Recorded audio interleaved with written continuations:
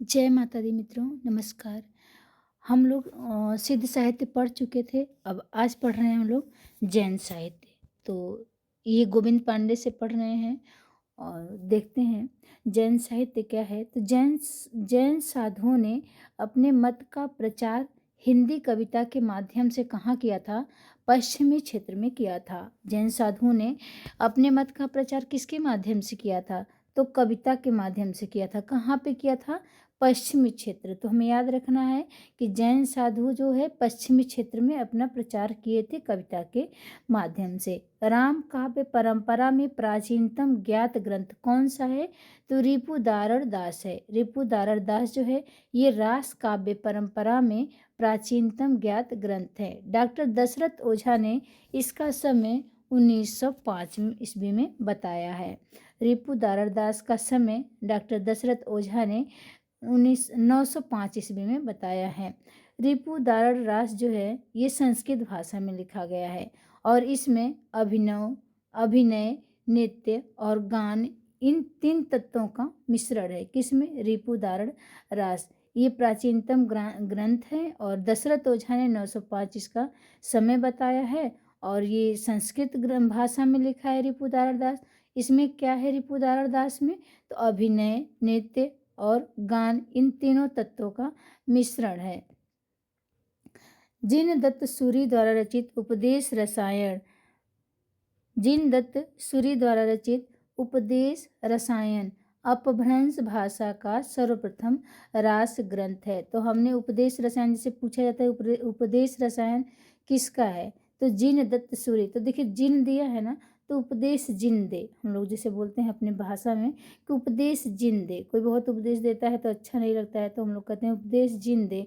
तो जिनदत्त सूरि उपदेश रसायन रास और ये अपभ्रंश भाषा का सर्वप्रथम रास ग्रंथ। महत्वपूर्ण ये हो जाता है उपदेश रसायन क्या है? तो अपभ्रंश भाषा का सर्वप्रथम क्या है? रास ग्रंथ है। अपभ्रंश भाषा का दूसरा रास या रासक काव्य अब्दुल रहमान द्वारा रचित संदेश रासक है। संदेश रासक। तो पहला जो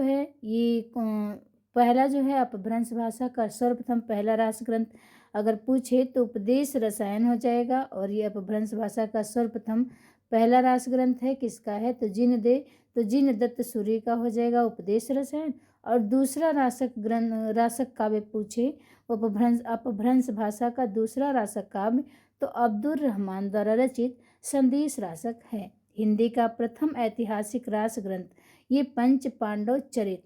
तो रास ग्रंथ से 3 प्रश्न एकदम ये महत्वपूर्ण हो जाते हैं और ये बनते ही बनते हैं प्रश्न। तो देखिए अगर पूछे कि अपभ्रंश भाषा का सर्वप्रथम रास ग्रंथ कौन सा है तो उपदेश रसायन है जिनदत्त सूरि का। और रास या रासक काव्य जो है अपभ्रंश भाषा का दूसरा रास या रासक काव्य दूसरा अगर पूछे तो दूसरे बार संदेश हो जाएगा। दूसरा संदेश रासक है ये किसका है? तो अब्दुल रहमान। संदेश किसने दिया? तो अब्दुल ने दिया। ऐसे याद रहेगा। तो दूसरे बार संदेश दिया अब्दुल रहमान ने। तो दूसरा रासक ग्रंथ कौन सा हो जाएगा? अब्दुल रहमान का। अगर हिंदी का प्रथम ऐतिहासिक रास ग्रंथ अगर ऐतिहासिक पूछे तो पंच पांडव रचित रास हो जाएगा। पंच पांडव रचित रास ग्रंथ हो जाएगा। और ये किसका हो जाएगा? ये हिंदी का प्रथम ऐतिहासिक रास ग्रंथ है। यहाँ रचित दिया है लेकिन रचित नहीं है, ये चरित होगा। पंच पांडव, एक मिनट इसको सही कर दें। पंच पांडव कट नहीं रहा है पता नहीं क्यों। हाँ ये रचित नहीं है, चरित होगा। यहाँ पे क्या होगा? चरित। पंच पांडव चरित का चरित रास है ये हिंदी का प्रथम ऐतिहासिक रास ग्रंथ है। पंच पांडव रचित रास के लेखक कौन है? तो शालिभद्र सूरि हैं। पंच पांडव रचित चरित है ये। यहाँ फिर भी दिया है गलत, थोड़ा सा है गोविंद पांडे में। तो पंच पांडव रचित नहीं चरित है। यहाँ पे भी चरित होगा। ये लिखा किसने है इसको? तो शालिभद्र सूरि द्वितीय को माना जाता है। और इसका रचना काल कब है? तो 1350 पंच पांडव चरित है लिखा गया है और शालिभद्र सूरि ने लिखा है। शालिभद्र सूरी द्वितीय ने लिखा है 1350 ईस्वी में। मुनिजन विजय डॉक्टर दशरथ ओझा और डॉक्टर गणपत चंद्र गुप्त ने श्री शालिभद्र सूरी द्वारा रचित भारतेश्वर बाहुबली रास को हिंदी जैन रास परंपरा का आदि काव्य माना है। तो ये जो शालिभद्र द्वारा रचित जो है भारतेश्वर बाहुबली रास, इसे हिंदी जैन रास परंपरा का आदि काव्य किसने किसने माना है? तो मुनिजन विजय, डॉक्टर दशरथ ओझा और गणपति चंद्र गुप्त, इन 3 लोगों ने हिंदी जैन रास परंपरा का आदि काव्य किसे माना है? तो भरतेश्वर बाहुबली रास को किसने लिखा है? तो श्री शालिभद्र सूरी ने लिखा है। डॉक्टर गणपत चंद्र गुप्त ने शालिभद्र सूरी को हिंदी का प्रथम कवि माना है। तो गणपत चंद्र गुप्त ने किसे माना है? तो शालिभद्र सूरी को हिंदी का प्रथम कवि माना जाता है। तो गणपत किसके पुत्र हैं? शिव जी के पुत्र है ना, शिव जी के। तो शिव ऐसे कर लेंगे, शिव जी के पुत्र हैं तो माने स से शिव स से शाली, ऐसे याद कर लेंगे तो याद रहेगा कि गणपत चंद्र गुप्त ने शालिभद्र सूरी को हिंदी का प्रथम कवि माना है। हमने ऐसे ही याद किया है। अब हम आप लोगों को अपना ट्रिक बता रहे हैं और आप लोगों को पसंद आए तो लाइक शेयर सब्सक्राइब करिएगा और बीच में कमेंट करिएगा, कमेंट में कि कैसा लग रहा है ये ट्रिक हमारी। और आगे बढ़ जाते हैं। तो गणपत चंद्र गुप्त ने शालिभद्र सूरी को हिंदी का प्रथम कवि माना है और भरतेश्वर बाहुबली रास की रचना 1184 ईस्वी में हुई। कब हुई है? 1184 ईस्वी में हुई है भरतेश्वर बाहुबली रास की रचना। और इस ग्रंथ में भरतेश्वर तथा बाहुबली का चरित्र वर्णन है। तो भरतेश्वर बाहुबली का चरित्र वर्णन है तो भरतेश्वर बाहुबली रास नाम ही रख दिया गया है। और यह ग्रंथ 205 छंदों में रचित एक सुंदर खंड काव्य है। तो भरतेश्वर बाहुबली कैसा है? तो सुंदर खंड काव्य। सबसे पहले याद रखना है कि कैसा काव्य है? तो खंड काव्य है भरतेश्वर बाहुबली। कितने छंद हैं? 205। 200 प्रश्न ये बनता है कि भरतेश्वर बाहुबली में कितने छंद हैं? 205। और ये सुंदर खंड काव्य है। भरतेश्वर बाहुबली का संपादन किया किसने है? तो मुनिजन विजय ने किया है। मुनिजन विजय ने भरतेश्वर बाहुबली का संपादन किसने किया है? तो मुनिजन विजय ने किया है। मुनिजन विजय ने। प्रसिद्ध जैनाचार्य आचार्य देवसेन कृत श्रावकाचार्य को डॉक्टर नगेंद्र ने हिंदी का प्रथम कवि माना है। श्रावकाचार्य को मतलब श्रावकाचार्य जो रचना है ये हिंदी के प्रथम रचना माने हैं किसने? जैनाचार्य देवसेन ने। जो देवसेन का श्रावकाचार्य है उसको डॉक्टर नगेंद्र हिंदी का प्रथम रचना मानते हैं।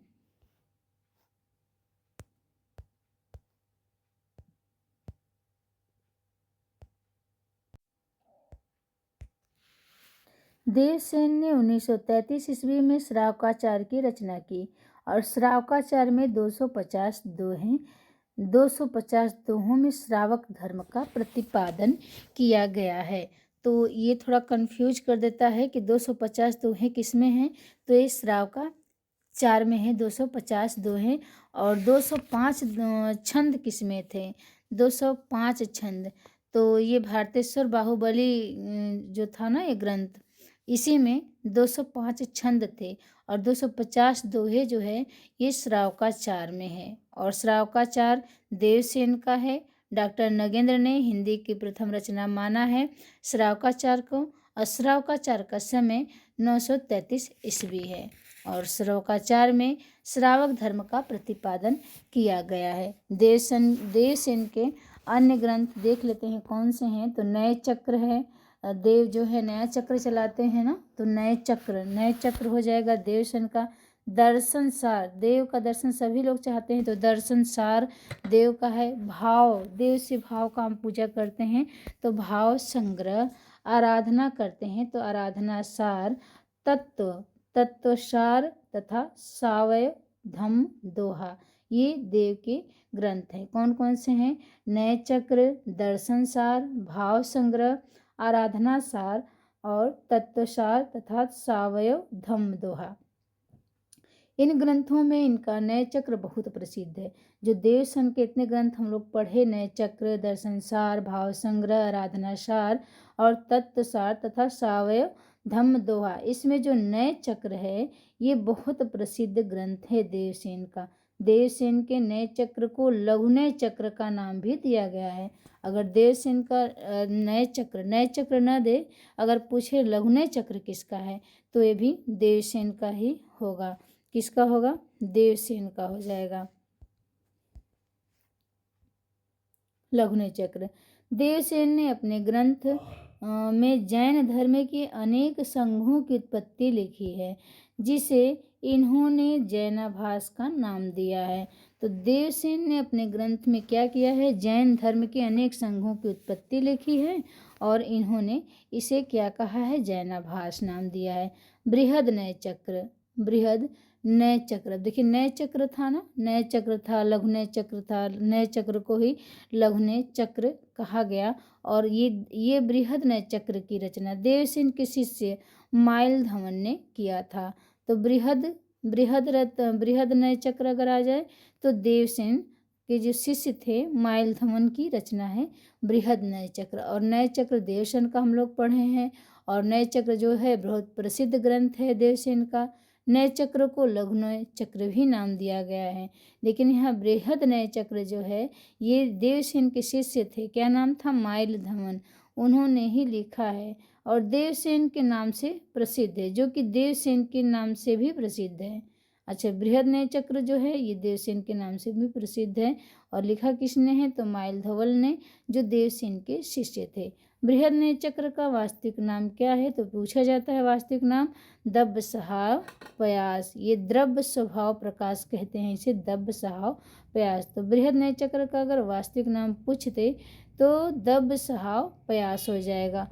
पहले ये ग्रंथ दोहा बंद में था। जो दब्ब सहाव पयास या बृहद नय चक्र है ये पहले कैसा था? तो दोहा बंद में था, किंतु बाद में किसी शुभंकर के कहने से प्राकृत में गाथा बंद कर दिया गया। अच्छा, पहले तो दोहा बंद में था बृहद नय चक्र, लेकिन कोई शुभंकर के कहने पे ये प्राकृत में गाथा बंद कर दिया। द्रव्य स्वभाव प्रकाश या इसी का नाम है दब्ब सहाव पयास, पहले पुरानी हिंदी या अपभ्रंश में लिखा था। ये द्रव्य स्वभाव प्रकाश जो है पहले किस भाषा में लिखा था? तो पुरानी हिंदी या अपभ्रंश भाषा में ये लिखा था। दब्ब सहाव पयास अब प्राकृत भाषा में मिलती है। तो पहले तो पुरानी हिंदी या अपभ्रंश भाषा में मिलता था द्रव्य स्वभाव प्रकाश। अब जो है दब्ब सहाव पयास अब प्राकृत भाषा में मिलता है। दब्ब सहाव पयास ये किसका है? तो माइल धवन की रचना है। और माइल धवन कौन थे? तो देवसेन के ये शिष्य थे। कौन थे? देवसेन के शिष्य थे। शालिभद्र सूरी के बुद्धिरास, तो शालिभद्र सूरी का तो एक भरतेश्वर बाहुबली था, दूसरा देखिए बुद्धिरास है। ये बुद्धिरास नामक ग्रंथ का संग्रह उनके शिष्य शिवी ने किया था। अच्छा, बुद्धिरास जो ग्रंथ था इसका संग्रह किसने किया था? तो शालिभद्र के ही शिष्य थे शिवी, उन्होंने किया था बुद्धिरास नामक ग्रंथ का संग्रह शालिभद्र सूरी ने किया था। आशुग नामक कवि ने जालौर में लगभग 1200 ईस्वी के आसपास 35 छंदों का एक लघु खंड काव्य चंदन बाला रास नाम लिखा था। तो चंदन बाला रास किसका है? तो ये आशुग की है और ये जालौर के हैं। आशुग कवि जालौर के हैं और 1200 ईस्वी के आसपास इन्होंने 35 छंदों में, तो चंदन बाला रास पूछा जाता है कितना छंद है? तो 35 छंद हैं। और ये लघु खंड काव्य है। कौन सा है? लघु खंड काव्य है चंदन बाला रास। आशुग ने जीवदया रास नामक एक अन्य ग्रंथ की भी रचना की थी। आशुग ने एक तो चंदन बाला रास लिखा जो 1200 ईस्वी के आसपास लिखा, 35 छंदों में लिखा, और खंड काव्य लिखा। आशुक ने जीवदया रास नामक एक अन्य ग्रंथ की भी रचना की है। तो जीवदया रास पूछ जाए तो जी देखिए, अब हम इसको जोड़ेंगे कैसे कि जीव पे जो दया करता है ना, उसके आंसू निकल आते हैं। जीवों पे जो दया करता है जो मनुष्य, उसके आंसू निकल आते हैं। तो आशुक कवि का हो जाएगा जीव दया रास, ये ग्रंथ इनकी है। और ये चंदन बाला रास, चंदन ने क्या बाला के लिए आशुक बहाया, मतलब आंसू बहाया। तो आशुक बहाया तो इसको 35 रुपये का बाला मिल गया, तो 35 छंद हो गए और 1200 ईस्वी में लिखा गया है। फिर जिन धर्म सूरी ने 1209 ईस्वी में स्थूल भद्र रास की रचना की थी। और जिन धर्म सूरी तो स्थूल भद्र 1209 ईस्वी का है और है किसका, जिन धर्म सूरी का है। स्थूल भद्र रास में रचयिता का नाम क्या था, जिरधाम मिलता है। रचयिता का नाम स्थूल भद्र रास में रचयिता का नाम जिरधाम मिलता है, जो जिन धर्म का ही पर्याय समझा जाता है। तो जिरधाम क्या है, जिन धर्म का ही पर्याय समझा जाता है। स्थूल भद्र रास के रचयिता जिरधाम मिलता है और जिन धर्म का ही पर्याय समझा जाता है, स्थूल भद्र रास। विजय सेन सूरी ने रेवंतगिरी रास की रचना 1231 ईस्वी के आसपास किया था। अब रेवंतगिरी किसका है, तो ये रेवंतगिरी रास जो है ये विजय, तो रेवंत पे विजय प्राप्त करना है ना, तो रेवंत पर विजय। तो रेवंतगिरी रास किसकी है, तो विजय सेन सूरी की है और ये 1231 ईस्वी के आसपास इसकी रचना की गई थी रेवंतगिरी रास की। रेवंतगिरी रास में जैन तीर्थ रेवंतगिरी तथा तीर्थंकर नेमिनाथ की प्रतिमा के महत्व का प्रतिपादन ऐतिहासिक एवं पौराणिक इतिवृत्त तथा प्राकृतिक सौंदर्य के आधार पर किया गया था। तो रेवंतगिरी रास में जैन तीर्थ रेवंतगिरी और तीर्थंकर नेमिनाथ की प्रतिमा के महत्व का प्रतिपादन ऐतिहासिक एवं पौराणिक इतिवृत्त तथा प्राकृतिक सौंदर्य के आधार पर किया गया था। रेवंतगिरी रास कितने कड़वकों में है, तो रेवंतगिरी रास 4 कड़वकों में है। रेवंतगिरी रास, इसमें कड़वक हैं कितने हैं, रेवंतगिरी रास में 4 कड़वक हैं। रेवंतगिरी रास की ही भांति कवि पल्हड़ द्वारा रचित आबू रास का समय 1932 ईस्वी में भी जैनियों के प्रसिद्ध स्थान आबू मंदिर का वर्णन किया गया है। तो रेवंतगिरी रास की ही भांति कवि पल्हड़ द्वारा रचित आबू रास 1232 ईस्वी में भी जैनियों के प्रसिद्ध स्थान आबू मंदिर का वर्णन किया गया है। मुनि सुमति गढ़ ने नेमिनाथ रास में जैन तीर्थंकर नेमिनाथ के चरित्र का वर्णन अत्यंत संक्षेप में किया है। मुनि सुमतिगढ़ ने, किसने, मुनि सुमतिगढ़ ने नेमिनाथ रास में जैन तीर्थंकर नेमिनाथ के चरित्र का वर्णन अत्यंत संक्षेप में किया है।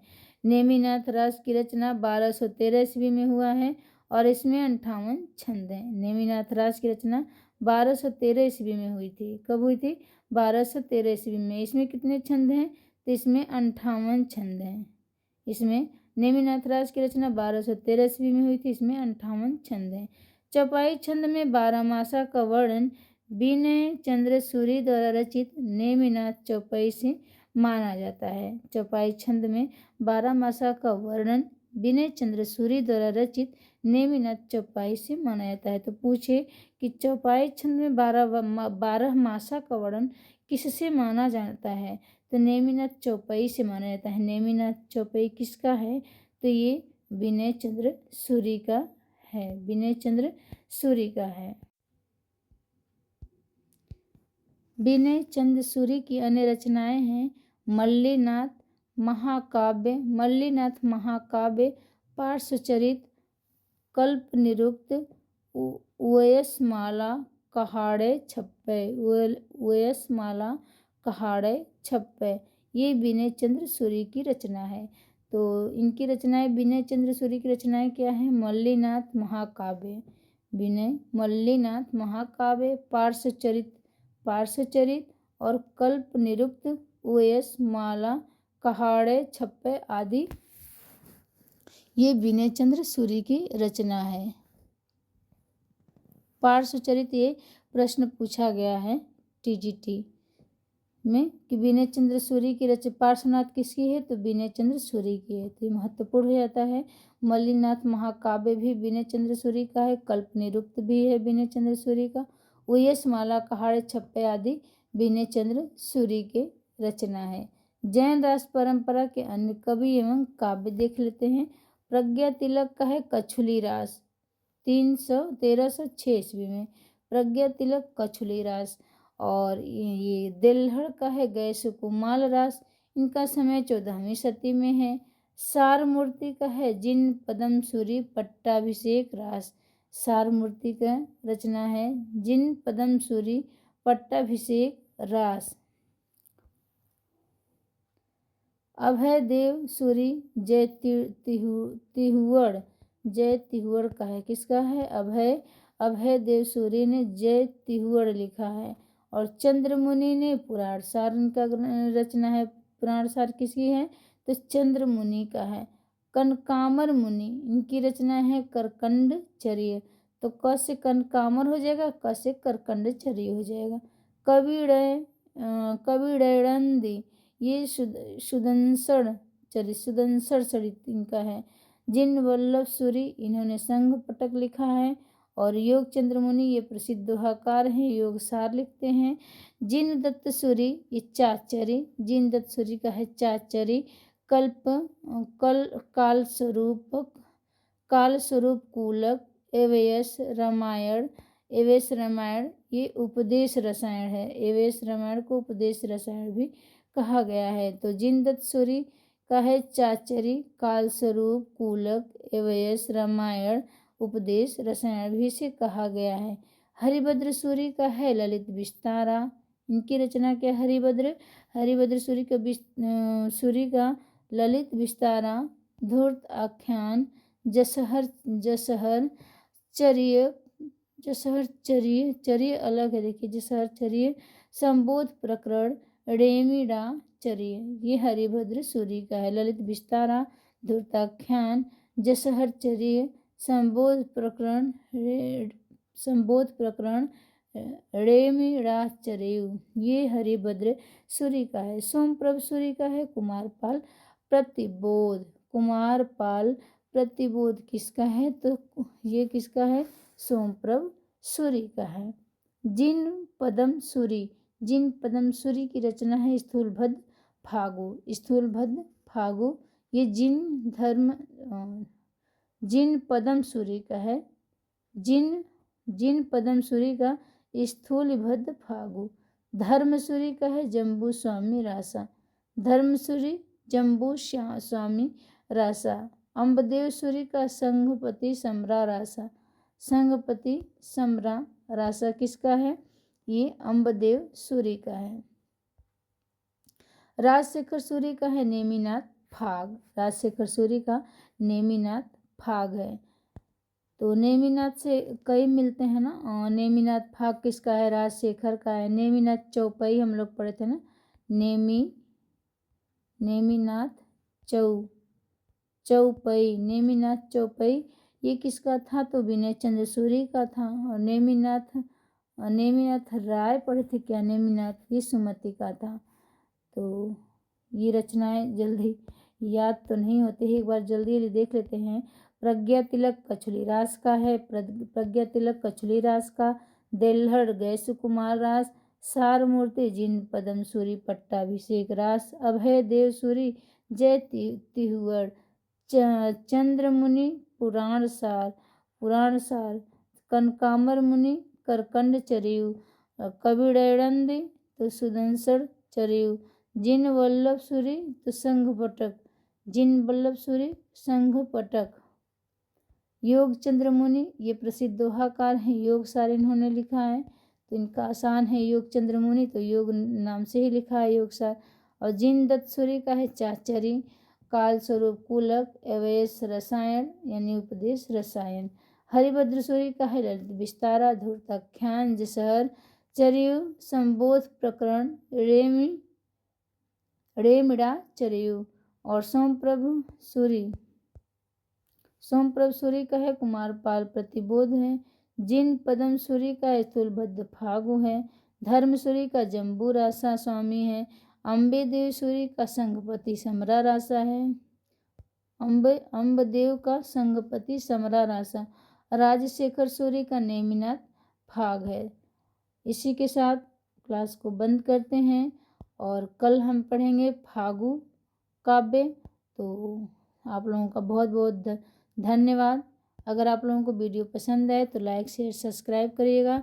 आप लोग कमेंट में अपनी राय बताते नहीं हैं कि कैसी लगती है क्लास। सभी को धन्यवाद। जय माता दी। राधे राधे।